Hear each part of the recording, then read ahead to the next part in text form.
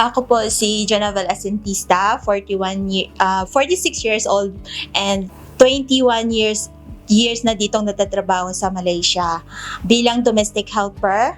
Dumating po ako dito ng 2004 at same employer po sa buong 21 years po, same employer lang po ako.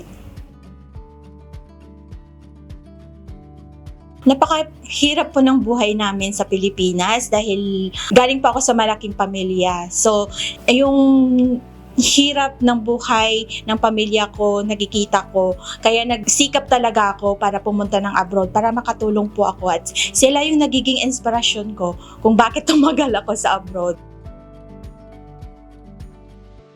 Year 2023 po, nag-offer po yung MWO-OWA ng free lesson. Yung nagtuturo po si Ma'am Usang, yung well-off namin dito sa OWA. At nabanggit niya po na baka magkakaroon kami ng TESDA assessment dito. So, syempre, nung nalaman namin yon, pagkakataon na namin yon, opportunity na po namin yon ng mga OFW dito na magkakaroon ng overseas TESDA assessment. So, hinintay talaga namin yon at talagang nagsikap kami, nag-aral kami ng maayos para sa darating na assessment.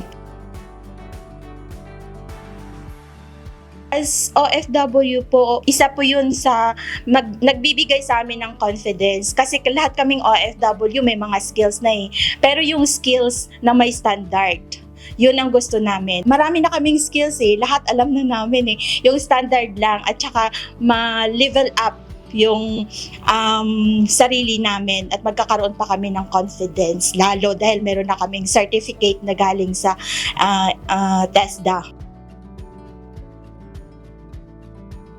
Siyempre po nakakatulong po ito sa akin kasi alam kong may certificate na ako at tiwala na ako sa sarili ko na pag-uwi ko sa Pilipinas magagamit ko ito. Magagamit namin ito sa business kasi talagang importante sa Pilipinas yung NCTO.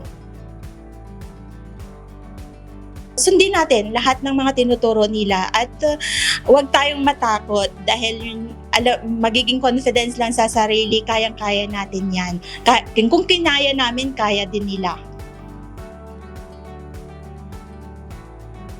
Dapat malakas ang loob na harapin ang mga challenge kasi ang hirap ng buhay sa abroad. At dapat may tiwala ka sa Panginoon at sa sarili mo. Isipin mo yung goal mo, kung bakit nandito ka sa abroad. Alamin mo, at dapat nakapaligid sa mga positibong tao.